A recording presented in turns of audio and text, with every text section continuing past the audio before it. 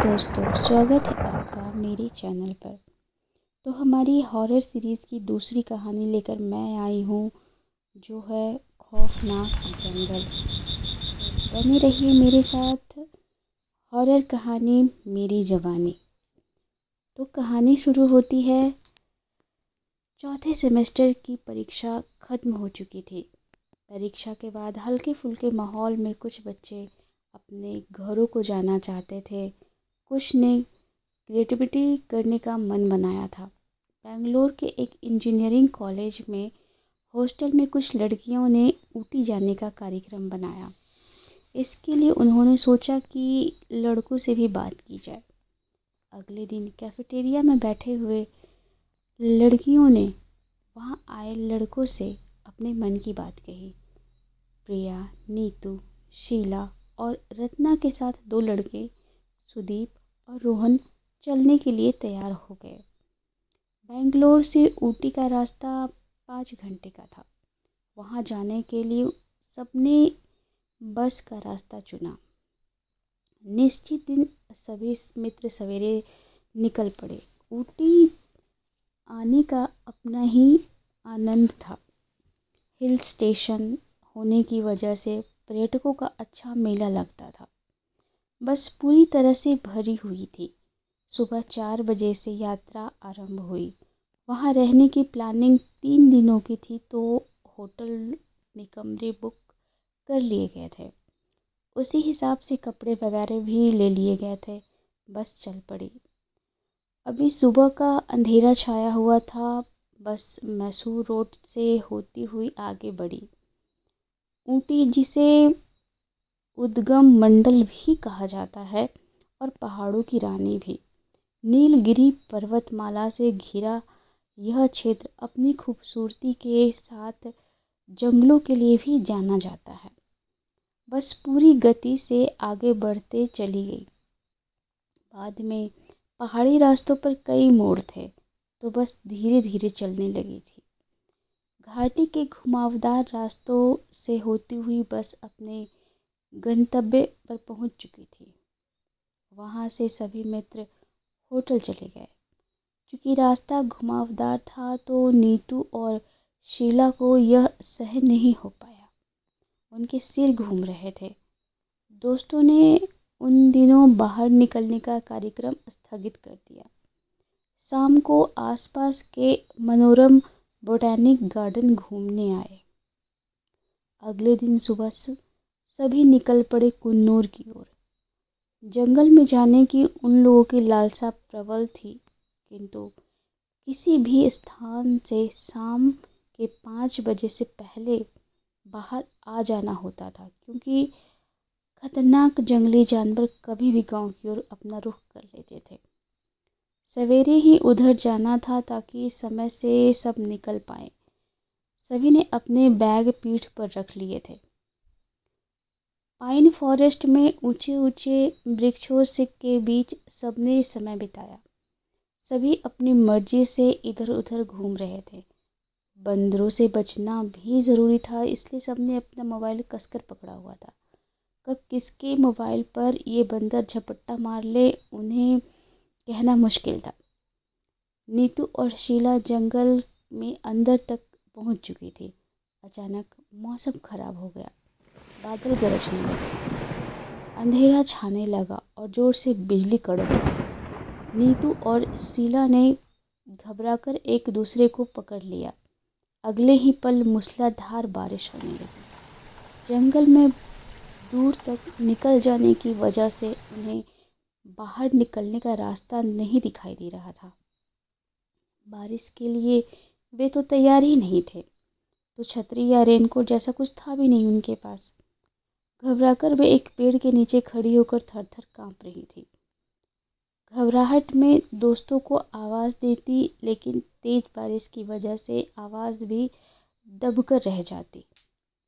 तभी वहाँ पर 4-5 बंदर आ गए। वे एक दूसरे से चिपक कर खड़ी थी। एक ने झपटकर नीतू का मोबाइल अपने कब्जे में कर लिया।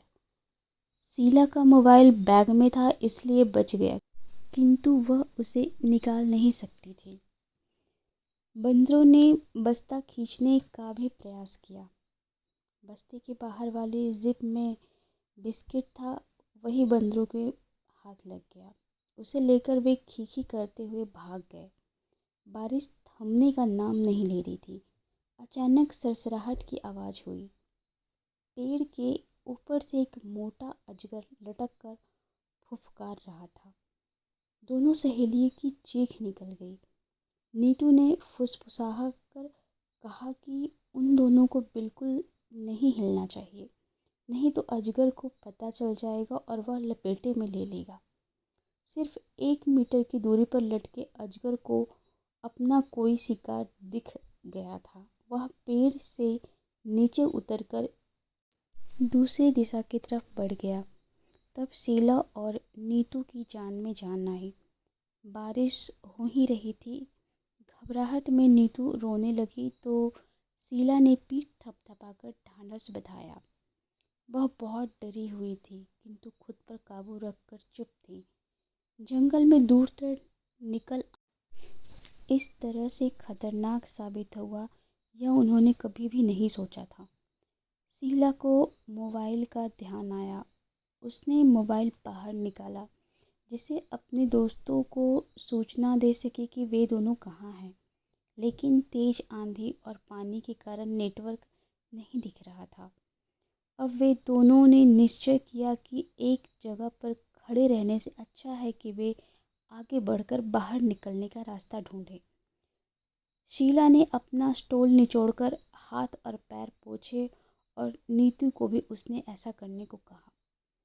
धीरे धीरे दोनों आगे बढ़ने लगी।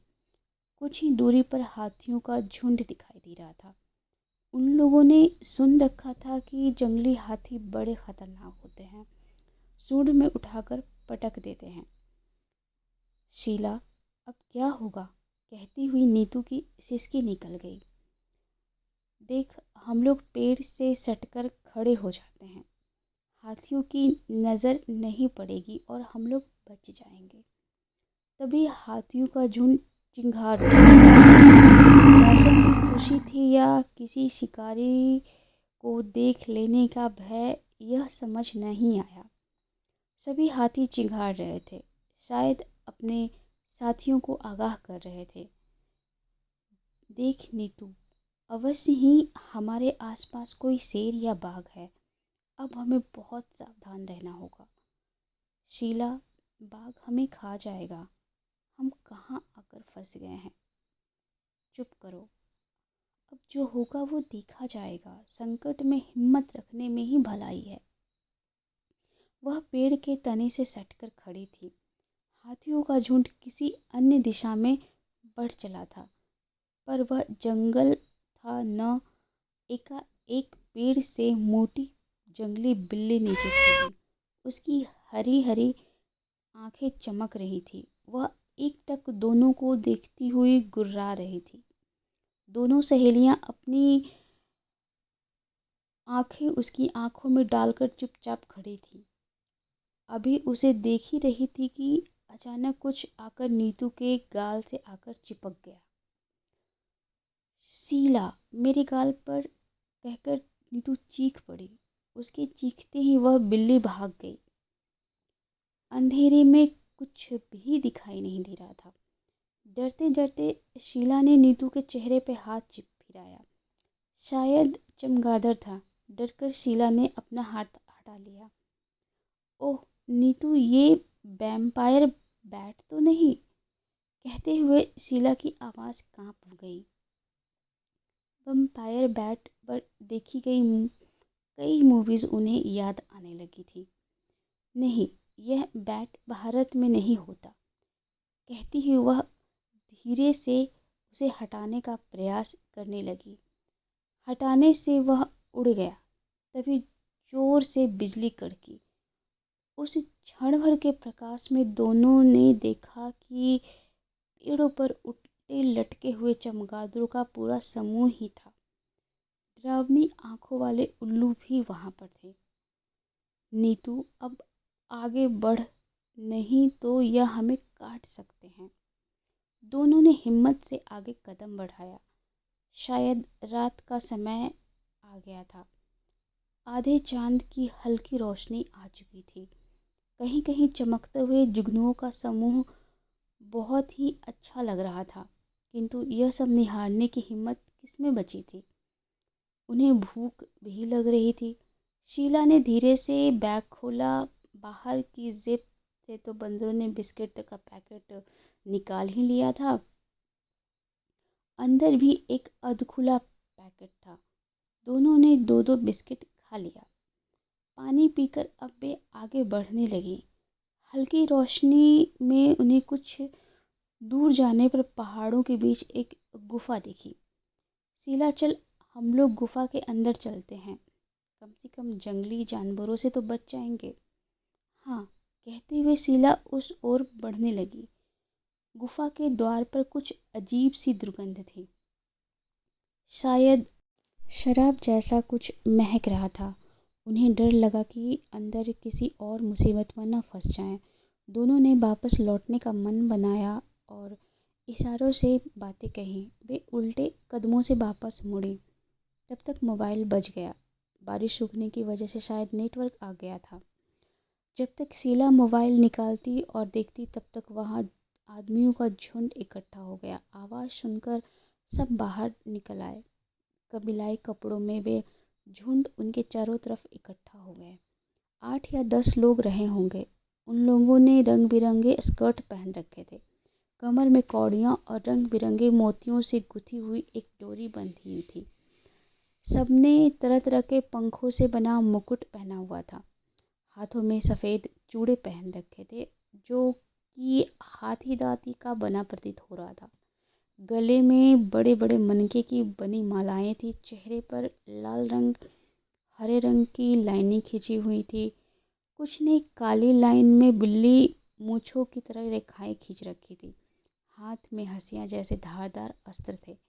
पैरों में भी कौड़ियों और सीप से बने पाजेब जैसा कुछ था।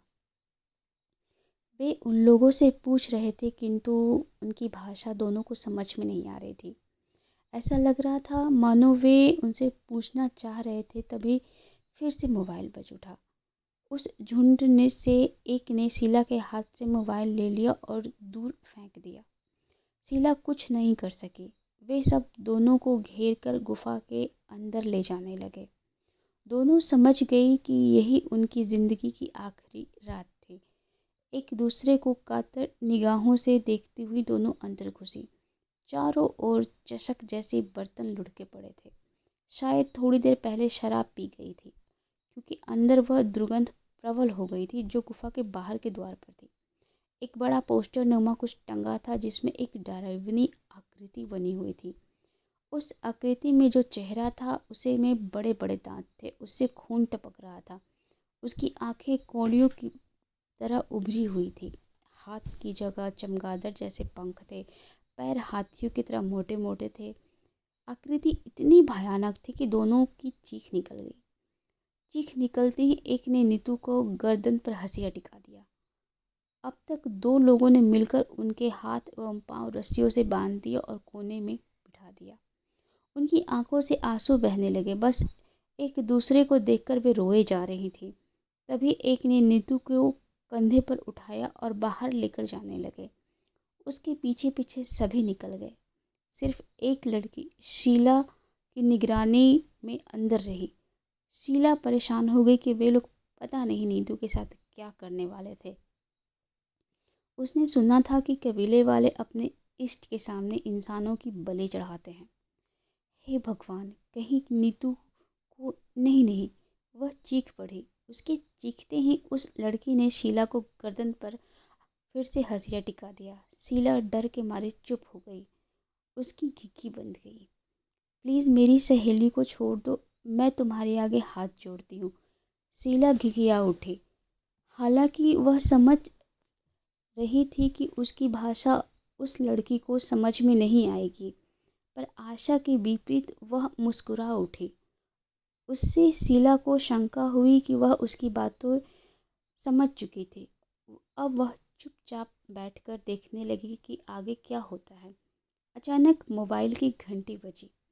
उस लड़की ने स्कर्ट की कमर से मोबाइल निकाला और बात करने लगी। उसके लिए वह गुफा के अंदर ही बने दूसरे भाग में चली गई। शीला ने उधर नज़र दौड़ाई जहाँ हाथी दांत के ढेर लगे हुए थे। शीला उस लड़की के अत्याधुनिक मोबाइल को देखकर समझ चुकी थी वे लोग वास्तव में कबीलाई नहीं थे। कबीलाई होने का स्वांग भरा जा रहा था। तब तक उसे सुनाई पड़ा, वह लड़की कह रही थी, yes boss, I am coming with her, मैं उसके साथ आ रही हूँ। अच्छा, तो ये अंग्रेजी समझ सकते हैं। अन्य भाषाओं में बातें करना उनका नाटक था। अब वह थोड़ा सहज हो चुकी थी। मौत सामने थी, फिर भी वह शांत थी। उस लड़की ने बाहर आकर शीला के पैर खोले और बाहर चलने का इशारा किया। शीला चुपचाप उसके पीछे पीछे निकल गई। बाहर उसने देखा कि नीतू की गर्दन बलियानुमा पार्टी पर रखी हुई थी। उसकी आंखों में कातर भाव था। उस लड़की ने शीला की गर्दन भी उसी जैसे एक पार्ट पर टिका दिया। अचानक शीला चीख पड़ी, डर मत नीतू, ये कोई कबीलाई नहीं है। ये हमारी भाषा भी समझ सकते हैं। ये हाथी दांत के तस्कर हैं। मरने से पहले इनका मुकाबला कर। यह सुनते ही नीतू को में बला की ताकत आ गई। दोनों ने भरपूर जोर लगाकर अपनी गर्दन उठाई और हाथ बंधे थे, लेकिन जूडो कराटो का पैरों वाला करिश्मा दिखाया और दोनों ने एक एक को नीचे गिरा दिया। अब तक दूसरे साथी सावधान हो चुके थे। उन्होंने नीतू और शीला को पकड़ना चाहा, पर दोनों की कराटे शिक्षा काम आई और वे बार बार आक्रमणकारियों को ढकेलने में कामयाब हो रही थी। सुबह के 3 बज रहे थे। तभी उधम टॉर्च की रोशनी चमक उठी। सभी तस्करों ने देखा कि पुलिस का एक समूह आ रहा था। शीला और नीतू जोर जोर से चीख पड़ी, हमें बचा लीजिए। पुलिस दूसरी दिशा में मुड़ने को थी, तभी यह आवाज़ उन्हें सुनाई दी। सब उस दिशा की ओर बढ़ने लगे। तेज रोशनी ने दोनों सहेलियां कुछ नहीं देख पा रही थी, पर इतना तो था कि वे अब बच जाएंगी। अब तक सारे तस्कर गुफा अंदर जा चुके थे। शीला ने कि सुना कि वे लोग कह रहे थे कि जल्दी जल्दी गुफा से सामान समेटो और भागो, किंतु अब समय कम था। पुलिस ने चारों दोस्तों के साथ वहां पहुंचकर उन दोनों लड़कियों को बचा लिया। तब तक नीतू ने पुलिस को बता दिया कि वे गुफा में हैं और अंदर बहुत सारे हाथी के दांत पड़े हुए हैं। पुलिस ने पूरे गिरोह को पकड़ लिया। रास्ते में शीला ने पूछा, तुम लोग यहाँ तक कैसे पहुँचे? बीच में तुम्हारा मोबाइल बज रहा था एक बार, इससे हमें लोकेशन का आइडिया मिल गया। हम लोग पुलिस के पास गए और यहाँ तक आने में कामयाब हो गए। पर यार, तुम लोगों को अंदर नहीं घुसना चाहिए था। हाँ, यह भूल तो हो गई हमसे। कहते हुए शीला और नीतू ने कहा, तुम्हारे जैसे दोस्त थे तो डर काहे का। इस खौफनाक ट्रिप के बाद उन्होंने काफ़ी सबक भी लिया था, किंतु एक संतोष रहा कि पुलिस की मदद मिल गई और इस तरह वो लोग अपने घर सुरक्षित पहुंच गए। अगर आपको मेरी यह स्टोरी पसंद आई हो तो प्लीज़ लाइक और सब्सक्राइब करें। धन्यवाद।